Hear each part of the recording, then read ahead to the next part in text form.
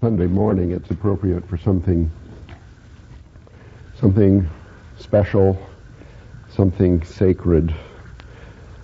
We have a short meeting and a long agenda, so I'll try to exercise discipline here. Our project this morning is either a major breakthrough for ourselves in understanding our place in history, or brazen egomania. We want to try to see ourselves, or rather our self, as a trinity, and ourself, this group, this kind of activity, in a broader view of history, in the sweep of history, in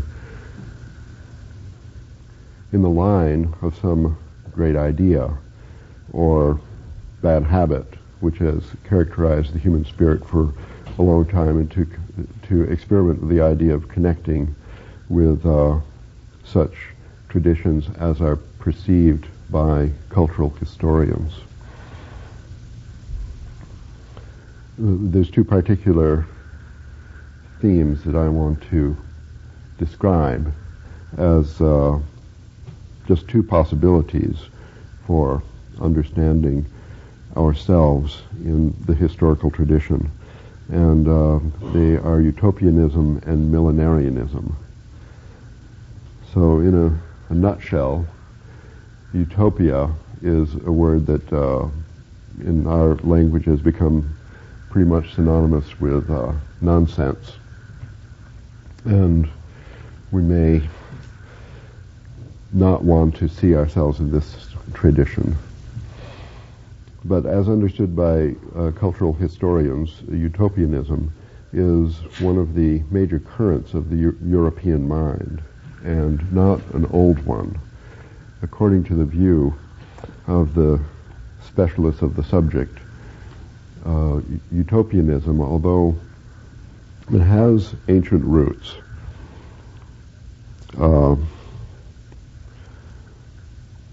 for example, any kind of idealistic fantasy of the future, we would call that utopian. So we have the concept of the ideal city in the ancient world, most especially the ideal city of Plato's Republic.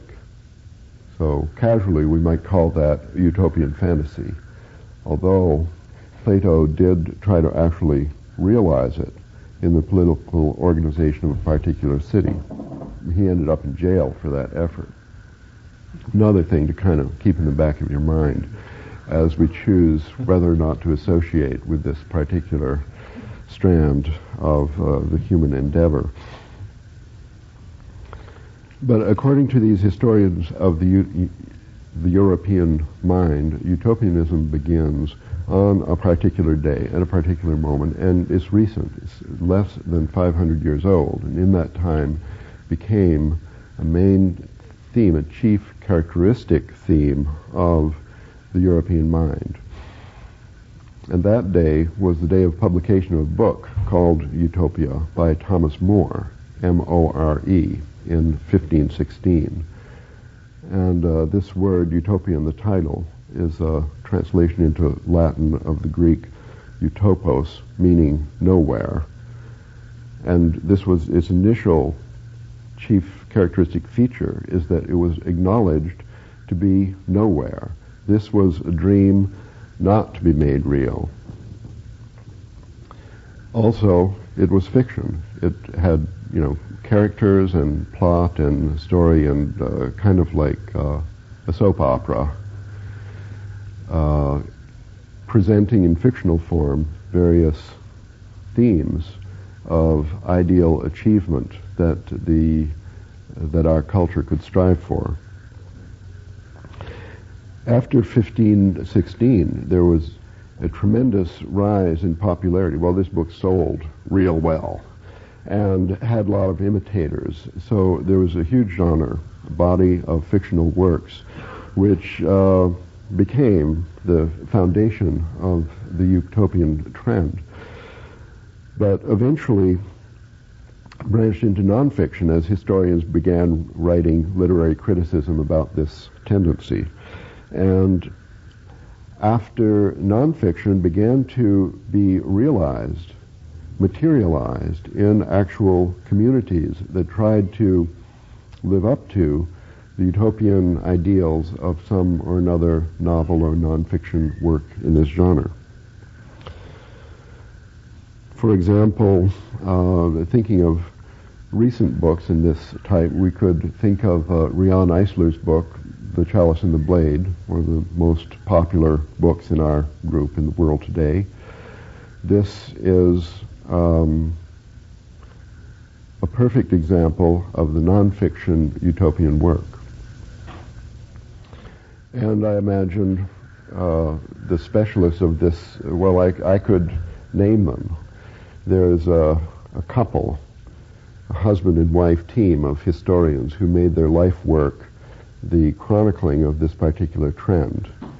And they're called Frank and Francie Manuel.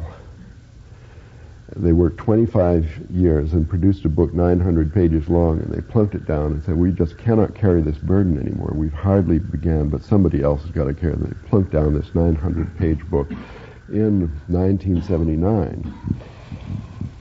In 1979, looking back on the history of utopianism since 1516, they said, well, the last chapter in their book is entitled Twilight of Utopia. Twilight of Utopia. They saw the trend ended. 500 years, that was it. Probably under the influence of our common experience in the 1960s, when the hippies of California, Paris and other places, Amsterdam, Provost, did try once again to materialize a new utopian ideal in actual practice, and this even strove for a planetary society based on ideal lines, which completely and totally failed. So at the time of their writing, they saw the utopian literary current dried up and ended.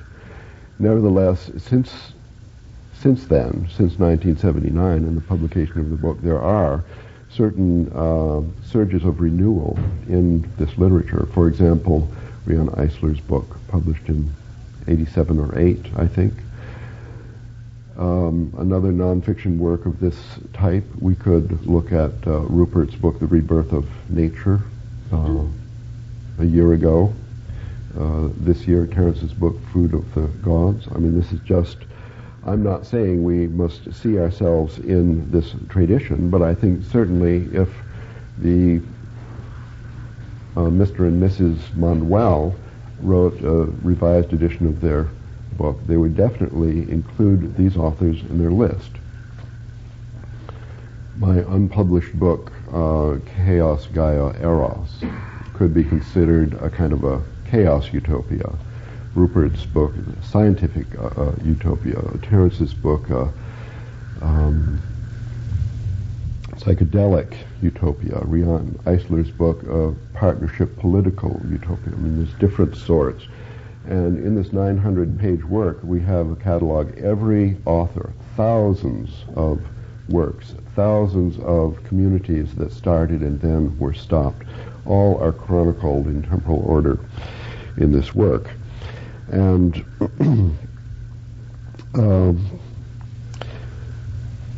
Paul Tillich, writing about this trend in 1951, made an interesting identification with the Trinity of the prehistoric goddess, manifest in Christianity, let's say, as the Holy Trinity, the Father, the Son, and the Holy Spirit. He said that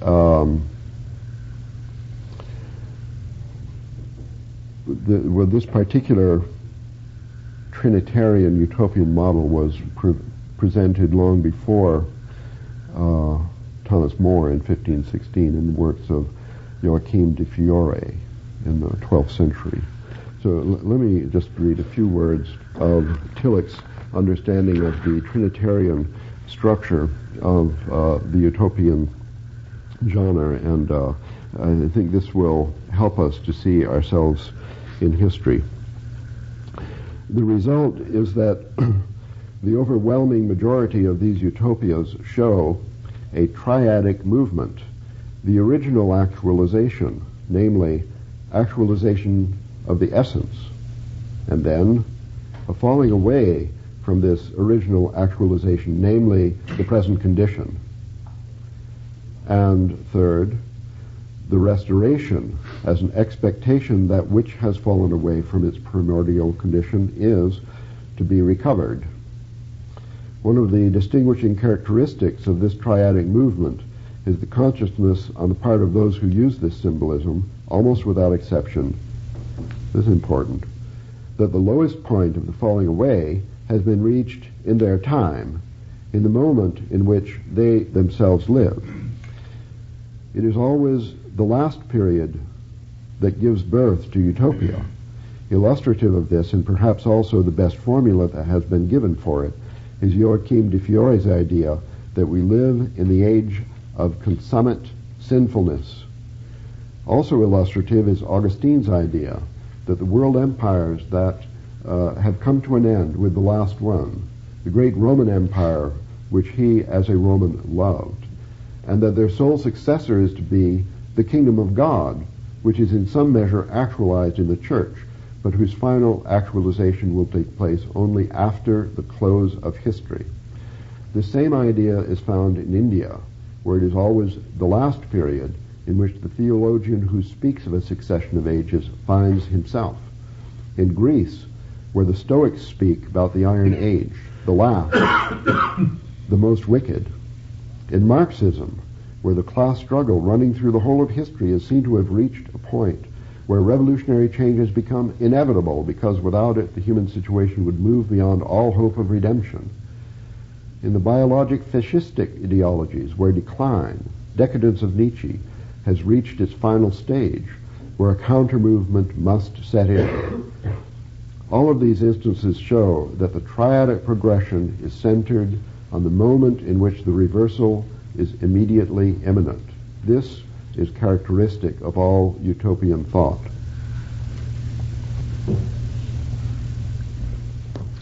Now, another line, millenarianism.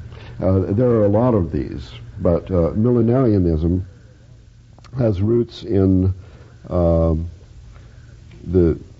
Jewish idea of the Messiah, that there will be a coming of God on earth to rescue humanity from a fatal impasse. The version that this evolved into in the Christian tradition, the apocalypse that is described in the New Testament, where there would be a third coming of Christ in a transformational period lasting 1,000 years. So this was, I think, it's not only the millennium, as, for example, the year 1000 or the year 2000, but also the idea of a special period somewhere of 1,000 years that's transitional to our final salvation. Salvation is an important aspect of the millennial idea. But the millennial tradition actually begins after the year 1000, when many people were disappointed that there wasn't, there were a lot of activities. Terence has referred to this 3-year period that's centered on the year 999, is that right? Mm-hmm. So after that is the beginning of a new millennial hope and an extensive literature and an extensive actualization in, movements. You can call them movements. And these are characterized always by a prophet, the propheti, the charismatic leader of a movement, a group of people, sometimes very extensive. So there is another magisterial historical work on this movement by Norman Cohn, published in 1950 and revised after new discoveries in 1971. And in this book, an incredible catalog prophet after prophet, movement after movement, the beginning, the middle, the end, the literature, the analysis, the description of the similarities, and so on, all these movements, including the Quakers, the Shakers. I mean, there's so many. This also, like the Utopian movement, is an aspect of the European mind. It takes place within the context primarily of Christianity, and these millenarial groups are all heretical groups, departing from one or another dogmatic aspect of the organized church. So, besides this Christian heretical tendency, they tried to organize communities which epitomized a certain ideal. Almost invariably, they included sexual freedom as one of the similar tenets, arising repeatedly in reaction to the idea of sin and sexual repression in the Christian tradition. In the revised work of Norman Cohn of 1971, there is an extensive appendix in which is translated virtually all of the extant literature of one particular group, which I think in the 17th century was, so coinciding with the rise of science in England, was very popular in England, and they are called the Ranters. This group, I think in particular, reading about it, brought up certain similarities with our experience in the 1960s and today, a movement in which the prophet obviously is Terence. Not Ice Cube. And this, one of the chief and to me most mystifying aspects of the millenarian movement, as opposed to the Utopian, is triadic. We have, before that was good, which we have now, which is the deepest depression that will ever be seen in human history, and we have tomorrow, where the virtues of yesterday will be restored, together with new enhancements, like designer drugs or something that will be even better. On the other hand, the millenarians are dominated by the apocalyptic idea, where human history will end at a certain moment with the eschaton, the eschatology of Christianity, culminating in some kind of final moment, which is not found in other religions. And certainly two of the most outstanding exponents, I think, of this tendency today are Terence and Jose Arguelles, who both agree not only on the eschaton, along with Teilhard de Chardin, but also they agree on the date, the year 2012, based on, in different ways, they came to this agreement. Between these two tendencies of the European mind in reaction to Christianity, the Utopian and the millenarian, there is a certain overlap, and there are important similarities and differences. So somewhere in the neighborhood of this overlap, I think we could see our own trinity in our 10-year history of doing what we're doing now. And maybe if this isn't too egoistic to try to consider ourselves in these historical trends, at least we could say that these trends may have influenced us, perhaps unconsciously, in coming to the positions that we've taken. And in case that's so, we might want to consider the outcome of other people who were under the influence of these traditions as they unconsciously responded to these deep runnels in the morphic field of our culture. So, the context for self-reflection. Well, I think it's very illuminating, that model. It makes a lot of sense to me. And I think it clarifies a lot of things. I mean, I can see in myself both tendencies at work. The utopian tendency is something that's clearly expressed, for example, in socialism. I spent many years as a socialist, and believing that there was this primal state of humanity living in brotherhood, then alienation caused by serfdom, the feudal system, the rise of capitalism, the industrial state, and so imperialism, following a Marxist analysis. And then the state where, the condition where that is overthrown, and one returns to a more primitive, non-alienated state eventually of people living in community, sharing their goods, and the state withering away. This is the Marxist utopian model with a millenarian aspect in it, because the revolution is the millennial, the idea of the revolution ushering in a new age. I myself was much influenced by that. I was also influenced by scientific utopianism, having been educated as a scientist. And the primary scientific utopia is, of course, Sir Francis Bacon's book New Atlantis, published in 1624, in which he has this vision of an entirely new order in the world, where there's a scientific priesthood that operate in this thing called Solomon's House, which is a college that rules this island kingdom. Someone's shipwrecked on an island. They find themselves in this kind of ideal state, and it's ideal, everything's rationally ordered, and there's this scientific priesthood who run the show, live in a kind of college where they have organized research. They have gardens where they have plant breeding. They keep animals to study the animals and for vivisection experiments. They have wave machines to create tanks of water with waves in, so they can study how to make dams and harbors properly by studying artificial tides and storms on a small scale through models. They study animals and plants. They try to develop a universal language.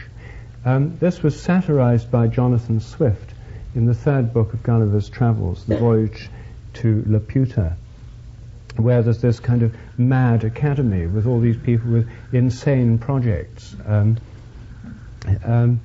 like making sunbeams out of cucumbers, and making things out of spiders' webs, making incredibly strong fibers out of spiders' webs, and a man there who's trying to develop a universal language which will overcome all divisions between human beings by having universal language, a kind of sign language. He goes around with this heavy knapsack on his back, and when he wants to say anything, he fumbles around and brings out various signs which he shows to people. But he ends up with such a heavy bag of stuff he can hardly move around with it. And anyway, there's a satire of this kind of scientific utopianism written by Jonathan Swift in the first half of the 18th century.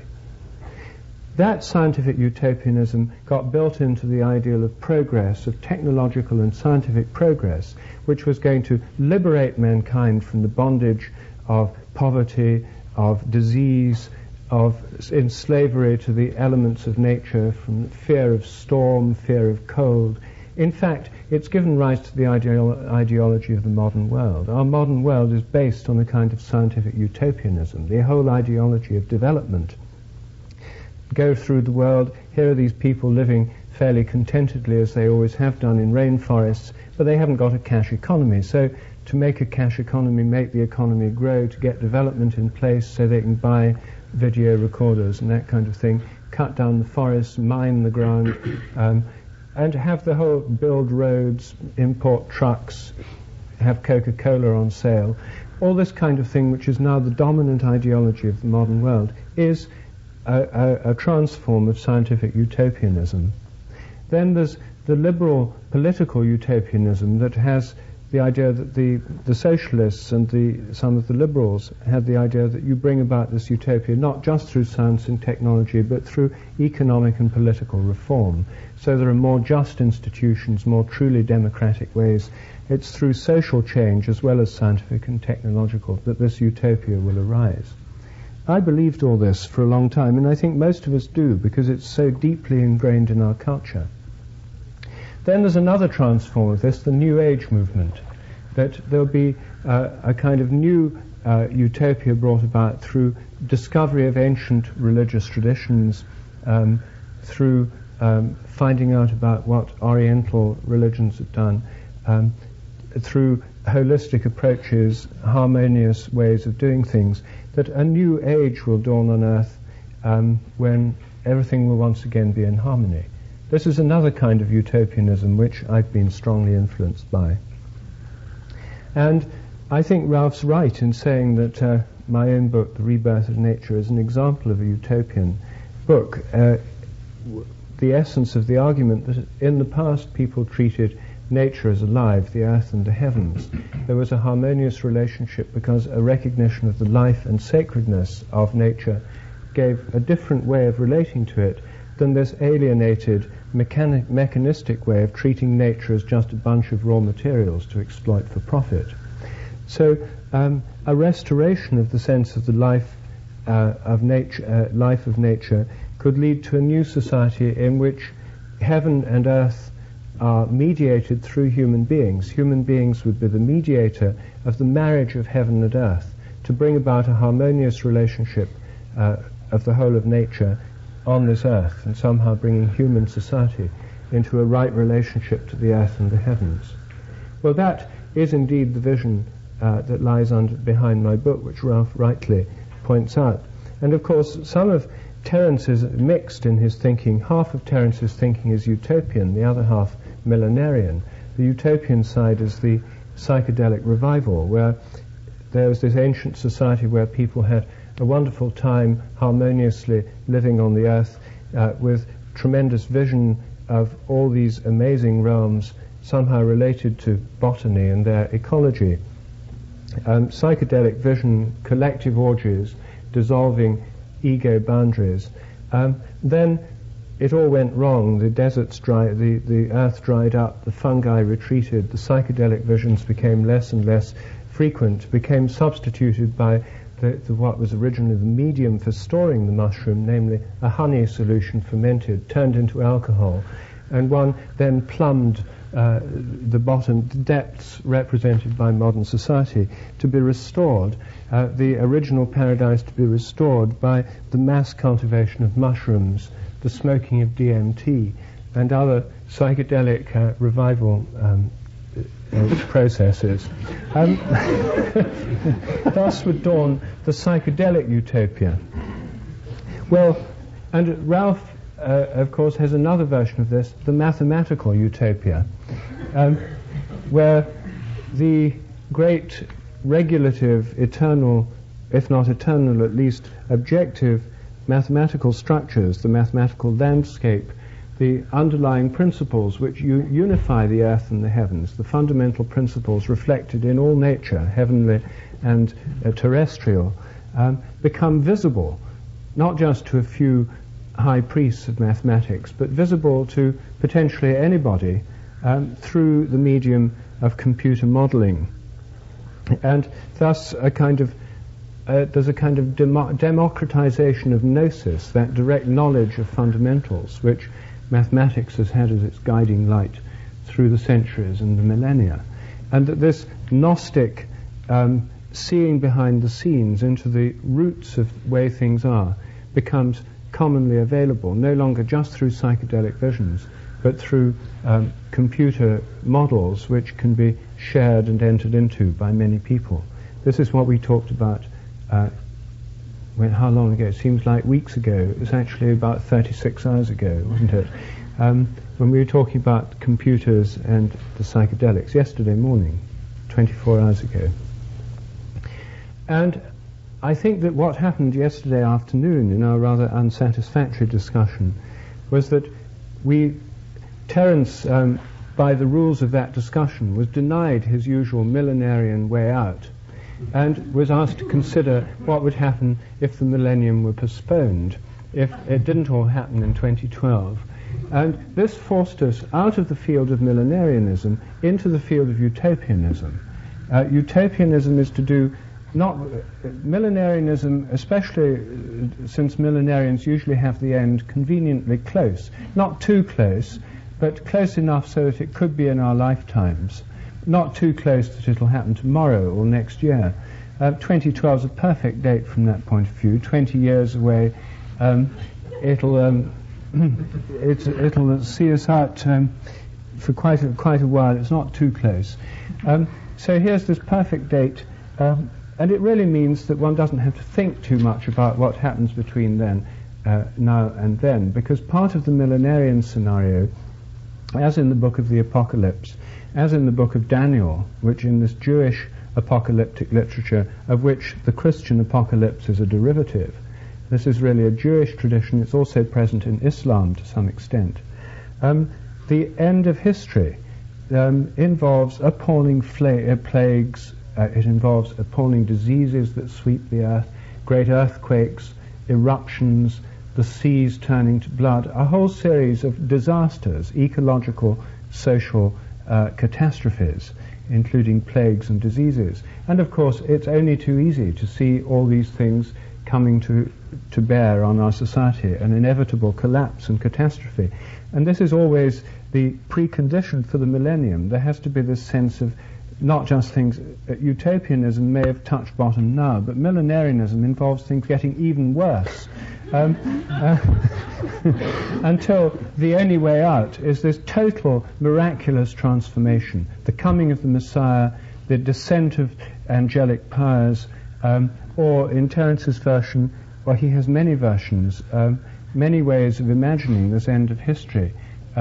All of them resemble in some way a kind of collective DMT trip. And this, or if you like, a near-death or a birth experience where one passes through an appalling time of disturbance, and then there's an emergence into some totally new realm of being. So the apocalyptic tradition doesn't try to stop things getting worse necessarily. It regards it as inevitable, as part of a process being worked out. And I think that this is the conflict we all find ourselves in. Certainly we got becalmed yesterday afternoon in this area between apocalypse and millenarianism and utopianism. The utopian vision nowadays is not very strong. There are not many utopians around. The old utopianisms, the socialist one, there's hardly anyone who's into that anymore. The scientific and technological utopia, who believes the world will be saved by more science and technology, just run by technocrats.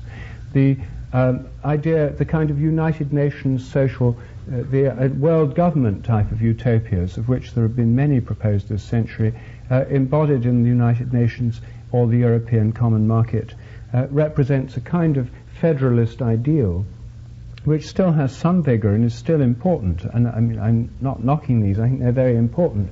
But I don't meet many people who are wildly enthusiastic about the United Nations or even the European Common Market as the sole solution to all our ills.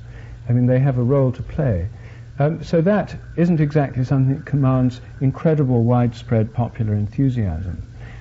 So these utopian visions that have guided so much of humanistic and socialistic thinking in the present century, secular humanism and socialism, have put their trust in this kind of rational reform, education, science and technology, world government, rational discussion. The Rio summit was an attempt to bring that model of world agreement to bear on the ecological crisis. And according to the old-style utopian international federalist dreams, everyone would have agreed this is the best thing to do, gone back, and all the countries would have hammered out a compromise, put it in place, and humanity, guided by science, would have rationally dealt with the environmental problem. As we know, that's not what happened. So utopianism is still there, it's still important, it's still strong, and an element of my thinking is utopian, an element of Ralph's thinking is utopian, an element of Terence's thinking is utopian, and probably an element of all our thinking is utopian. But what became clear yesterday afternoon is that utopianism is not enough. We're in the field of millenarianism, whether we like it or not. We're approaching a millennium now. All these apocalyptic type disasters are in place, the AIDS plague, the toxic waste, the changing climate. And these kinds of scenarios, signs of the end, are upon us, overpopulation. And this puts us very much in the field of this millenarian process. And that is, of course, part of the Christian view of history, which has become now spread throughout the whole world. Although it's many people are no longer Christian. This has created a kind of morphic field, a model of history, which has come to imbue our whole society. And of course, Terence is one of its leading exponents. What I'd like to do now is ask Terence how he sees these two strands in his own thinking. On the one hand, the archaic revival, you see, is psychedelic utopianism. On the other hand, the time wave, the end in 2012, and a great deal of his thinking is millenarian. And since he represents both so eloquently, I'd like to know how you see them connecting or linking together. Yes, well, you're quite right about analyzing both strains of thought in my thinking. Utopianism is, as you rightly say, somewhat in discredit. On the other hand, if you restrict yourself to the realm of the rational, then you only have two choices: utopia or more history. And more history is beginning to look less and less likely. 100 years ago, that would have been, well, no, probably these two things have been balanced in people's minds for a long time. At the beginning of Ulysses, Stephen Dedalus says, "History is the nightmare from which I am trying to awaken." And I really feel that. I can't imagine 1,000 more years of human history, more wars, more discoveries, more topless photos of Fergie, more and more and more, endless to no meaning. On the other hand, utopia, which the efforts to build it have become more and more fierce, and the efforts more and more horrifying. I mean, we've had in this century 2 serious efforts to build utopia. Let's make it 3. The American, the Nazi, and the Soviet attempts to build utopias. All ended very, very badly, I think. The National Socialist utopia ended in the Second World War and in an utter discrediting of fantasy fascism. And the Soviet Union, we know that story. Our own story is in the act of unraveling at the moment, I think. And so where does that leave us then? It leaves us facing this most unlikely of all scenarios, which is the millenarian. And it's irrational. The other is rational, out of human plans, dreams, and institutions, some more humane order might be fashioned. That's the hope of utopianism. And the conflict in my thinking is, I believe in the millennium, but I think it's politically a disempowering idea. I see all these Christian fundamentalists running around. They also believe in the millennium, and they are the major anti-progressive force in most advanced societies. So how should we react to this dilemma? Well, in order to understand it, I think it's worth looking slightly afield for a moment. What we're really talking about here are origins and endpoints. And we've really been talking this morning about endpoints. But what about origins? The dominant and virtually unchallenged myth of our origin is either that God created us in 7 days along with all the rest of creation, or that the universe was born out of nothingness in a single moment for no reason. These are the two choices on the menu. Neither terribly compelling to rationalists, I dare say.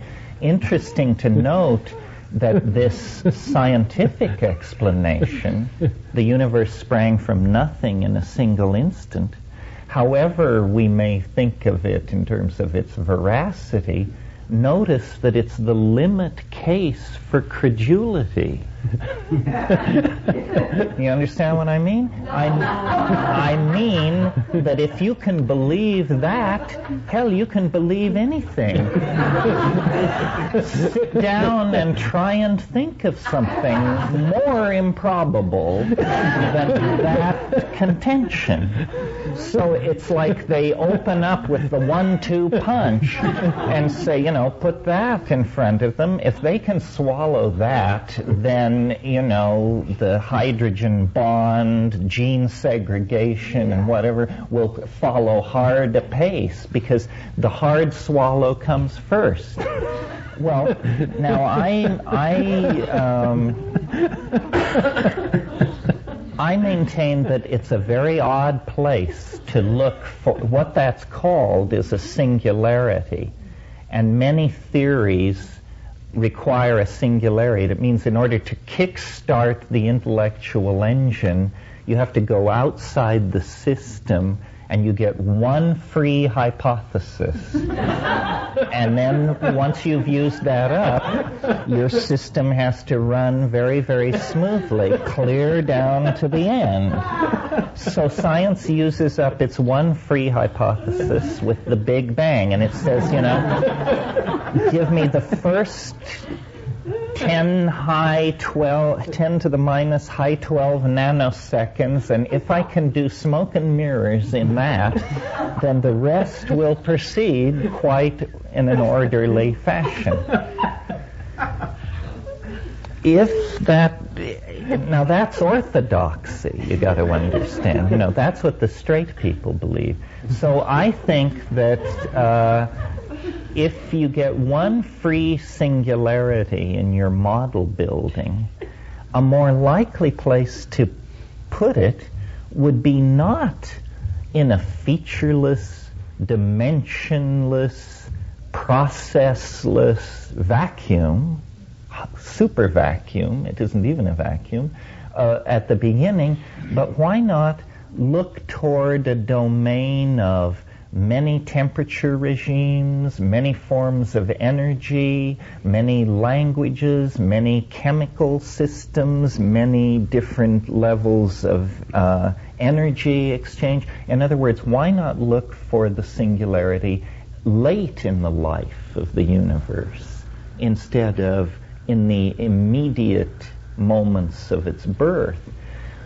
Then what you have is a picture not of a process being pushed by causality toward some heat death billions of years in the future, but what you get is a picture of a universe that is flowing naturally toward a dwell point or a low point in the energy landscape that's at the end.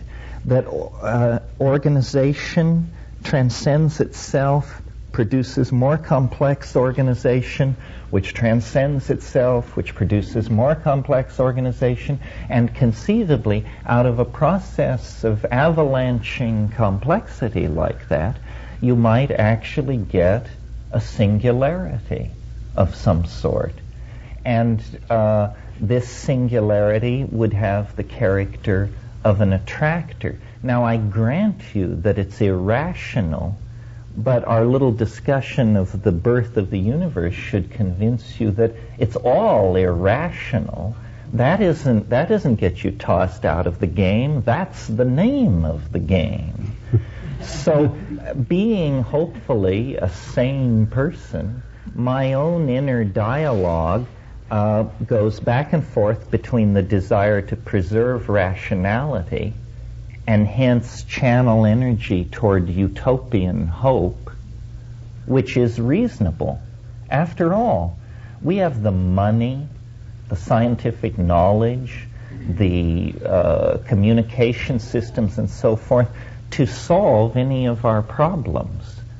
Feeding the hungry, curing disease, halting the destruction of the environment. The problem is our minds.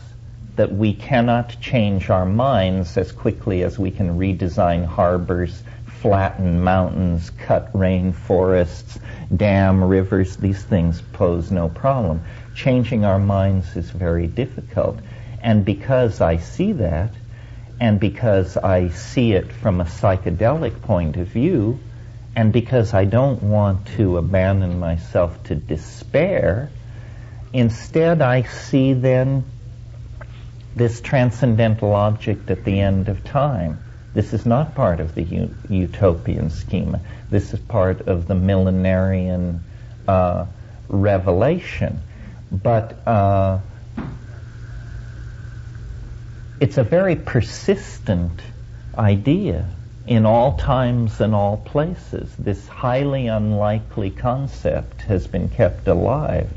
And I think that we are blinding ourselves to the intentionality present in our world.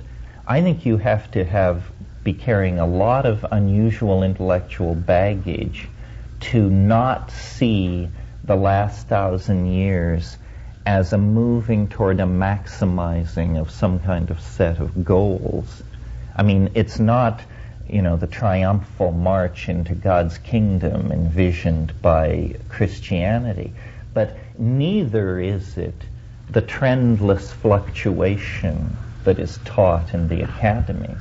I mean, if you go to a university and ask them what is history, they will tell you it is a trendlessly fluctuating process. What they mean is it isn't going anywhere. Well, now that's interesting. If it is a trendlessly fluctuating process, then it is the only such process ever observed anywhere. Processes are not trendless. They always are under the aegis of some set of parameters which are being maximized. If a desert is drying out, then water vapor levels are dropping. That's what's being maximized, is dryness. To think of history, the very process in which mind is embedded and through which it expresses itself as trendless, it's an existential hallucination. Sorry to interrupt. It's Lorenzo here, just to let you know that I guess I didn't do too good of a job in digitizing this tape. Apparently it came to an end and cut off, but after I turned the tape over and resumed the process, I guess I screwed up somehow. The somehow, of course, being the fact that we'd been up for several days and nights doing all of this digitizing, and my brain must have become a little digitized in the process. Anyway, I apologize for cutting Terence off in mid-sentence just now, and I apologize in advance for it just now more or less jumping into the middle of a thought and at a different recording level at that. I know there really isn't any good reason for this, but had you been there, I'm sure you would understand completely. And now back to Terence. Going back to Plato to say that if God did not exist, human beings would create God. We are creating God. Our cultural machinery, our dreams of integration, balance, care for each other, care for the world, these are godlike aspirations. I mean, we really aspire to be God. We talk about becoming the caretakers of the world. We don't want to be Adam and Eve chewing on the fruit in the garden. We want to be the gardener, as in the original scenario. I think that the power that we have in our possession means we will realize these dreams. If not a real millennium, if not a real eschaton, then a virtual eschaton, created with such care and finesse and attention to detail that it becomes an alternative reality of some sort. So I think, people who say you set the scale too tight, if you were saying this would happen in 1,000 years or 500 years, it would just be interesting table talk. But by saying it's going to happen in 20 years, you present us with an impossible choice. But the rates of closure, the speed of acceleration toward the omega point is exponentially accelerating. We cannot imagine 2012 by looking backward 20 years and then saying we have that much more time to go through before we reach this moment. We have much more time because time is moving faster. We are compressing more events into it. And I think that, this guy, Jeremy Rifkin, wrote a book, and he's what I would consider a secular humanist, a rationalist of some sort. And yet the theme of the book is that time is speeding up. And we all say this every time Russia shudders and a few more provinces are spun off into independence. Then cocktail party habitués bore each other for weeks by telling each other, have you noticed the time is speeding up? Well, I would like to take that seriously and say it is speeding up. Not human time, but the time of physics is accelerating. We can imagine ourselves colliding with an asteroid or being battered by earthquakes or something like that. But what we can't conceive of is that we are on a collision course with a kind of hyperdimensional object of some sort. What people always object to the millenarian intuition with is they say, well, you say a transcendental object is coming parallel or orthogonal to history. Don't you find it a little odd that it's going to occur in your lifetime? How convenient. Out of billions of years, it's going to occur in your lifetime. Out of billions of years, this event is going to precisely come tangential to 20th century history. That objection is not an objection at all. It's an argument in favor of my position, because you see, history is the trumpet of judgment. 1,000,000 years ago, there were only animals and plants and rivers and glaciers on this planet. Human history announces the coming of the eschaton. Human history, when you open a door, first there's a crack of light that streams into the darkness. That's human history. We have cracked the door. It only lasts about 25,000 years. It creates an order in nature never before seen. The order in nature represented by a technology-using, language-using, loving, dreaming species. And then you push the door open and you see that, history was the shock wave that preceded the eschaton. This is pretty straight Christian dogma. This is what all these people have been saying, is that there is a covenant between human beings and God Almighty, and that the contract will be kept. The promise will be kept. I think it will be kept. And I think the challenge of science is to overcome the struggle with religion that characterized science's emergence, and that now science must guide us into the presence of the eschaton using the tools and the descriptive approaches that science has perfected. In other words, the proper attitude toward the eschaton is not prayer and sacrifice alone. The proper attitude is inquisitive understanding, curiosity, and delighted anticipation. It is an object in nature, like the electron, the spiral galaxy, and the human body. The end of history is a complex, a nexus, to use Whitehead's word, of temporal complexity that accounts for our existence. Without the eschaton, there would have been no human beings, no you, no me, no pyramids, no Stonehenge, no Catholic Church, no Hasidism. None of these things would exist. They are the precursive anticipations of the perfection that lies at the end of the morphogenetic process of self-expression that history is, and that we are a part of, in the sense that we represent the individual atoms that are flowing together to make the transcendental object at the end of time.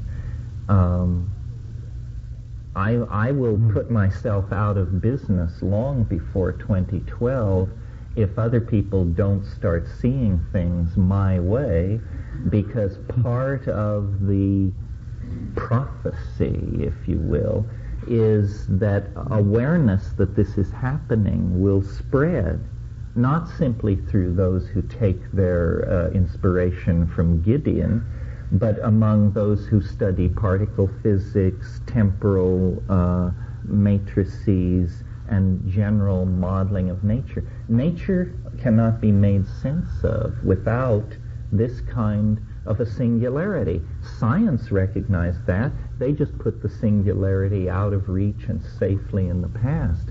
But they can't explain organism, intelligence, or history. To do that, you have to take this mysterious moment of concrescent involutional totality and put it in the end state. It's a matter of simple logical necessity. The fact that it was achieved by psychedelically driven visionary shamanizing only shows how similar these two methods are in their conclusions. That's all. Well, I'm really a little disappointed, Terence. Oh my God, I can't take any more disappointment. I fully expect to be meeting for another Trialogue in 2012. I think it'll be quite an important one. I'll be 76. I think that's not too old to get it on. Get what on? Get this on. I never wanted to live past 85 anyway. I think that I challenge you, but I try to challenge you both to leap to another level of discussion in the hermeneutical circle by considering ourselves in these traditions. Rupert responded by doing that, and I think maybe when he at the end challenged you with a question, perhaps you felt defensive, but I feel that rather than rewarding us with a consideration of yourself in the tradition, you instead just played another millenarian tape. Agreed, an excellent one, and it is an interesting idea, but it is not a consideration of this millennial obsession of yours in the context of a deep habit, a runnel in the morphic field of our civilization. If one did, then I think it looks more like this. We have habits. We have habits of thinking about time. We have philosophy of time, consideration of time according to certain models. The idea of time having a singularity at the beginning and singularity at the end is one model of time. And as Rupert has observed in the past, when you believe in the Big Bang, which you correctly pointed out is extremely improbable, if you can believe this, you can believe anything, you then contradict yourself by suggesting that if you can believe that, well, you gullible ones believe this, that there's a singularity at the end. There's more evidence it seems of the singularity to me that the situation is quite symmetrical, and either the singularity at the end, the eschaton pole that explains the origin of life, for example, such miracles that science confounds science, or the singularity at the beginning creates. And what's the difference? Then there's another model of time, the cyclical one, where we have the cycle of the four ages, which is repeated indefinitely, and not only the golden ages in the past, but the golden ages in the future too. And the Utopian Trinitarian model is a version of that laid down by Joachim when he changed the classical four-epoch model into a three-epoch model to agree with the Christian Trinity. Now, these two habits, which account for basically for the utopian and the millennial obsessions of the human species over this historical period of 6,000 years, these were enabled by certain mathematical models of time coming into existence, into consciousness. Oh, we have a line, we understand a line, then we think of a linear model of time, then we have a circle. Now we know circles, so mathematical consciousness is growing. Well, recently we have new models for time. Even the greatest exponent of the fractal model of time, yourself, has, I think, contributed enormously to the history of the philosophy of time by giving a new model. And chaos theory, likewise, has given many new models for transformation which transcend the singularity concept. There are transformations that we observe in nature, that now that our mental apparatus, our mathematical cognitive capabilities has evolved to a certain point where we can recognize many other forms of transformation as being canonical things that nature does. Riane Eisler has very cleverly, I think, adapted this new development in mathematical consciousness in her own utopian vision by proposing that social transformations such as the Renaissance, which is the ultimate New Age dream, the Aquarian Age, that when the pole star moves into a new constellation, that will be enough because of the power of the heavenly realms to awaken a new level of consciousness in us. There would be, in other words, the New Age expectation is for a social transformation, a future history which is not boring. You said you're bored with life, the repetition, just another photograph of Fergie Tits. I think actually the dream of a social transformation has historical support. You said what? History is the trumpet of the human experience. We have to compare our fantasy of what is going on with the historical record. The historical record does not support the eschaton. It just doesn't. That is a particular interpretation based on a very archaic, a very old, the oldest model of time in the history of consciousness is the one that you've implied to justify your millennial obsession. Explain why it doesn't support the eschaton? I don't understand. It doesn't support the eschaton in distinction to the other models. History is actually written according to a conceptual model. At the beginning of what you were saying, you said that the two possibilities, the singularity at the beginning and at the end of the process of universal becoming, seemed co-equal. But to me, equally improbable. Pointed out. No, I didn't say that. I said I think it's much more probable to find it at the end of a process when you have great complexity than to believe it would spring from a state of utter nothingness. Why isn't the historical record compatible with the idea of in our immediate future is an upcoming, amazing, difficult, and creative social transformation, such as the Renaissance? That means we have a future which is not boring. It may be boring until we get in the vicinity of a transformation. The transformation will be a chaotic transient from one attractor to another, a period of destabilization when all constraint of history is lifted. Novelty is empowered to actually do something instead of being constantly frustrated. And then we wake up one morning and read in the paper that the sun is rising in a different way. This has happened in the past. It's in the historical record of the people who wrote the history by whatever their model, whether it's the cyclic model for history or the linear and progressive model for history or whatever. Here's a new model. It goes along boringly the same for a while. Eventually there's a destabilization. You have a rapid change to a new equilibrium. And among these different equilibria, there is perhaps a kind of progression in the long run. In that model, these catastrophic transformations are announced by plagues, by the crash of Russia, the dissolution of the established structures, out of which phoenix from the ashes comes a new organization which might be glorious. Now, in this transformational model of history, we have the longest view written in a book, is Jim Lovelock's History of the Earth, called The Ages of Gaia. And in The Ages of Gaia, he describes the whole history of life on the planet as a series of equilibria punctuated by these catastrophic transformations. And he says in the history of the planet there are 8 of them, the really major transformations. The last one is 65 million BP which shows the kind of attention he gives to human history. So in that view, even the human species could disappear, and life may be boring for microbes, but they must go on.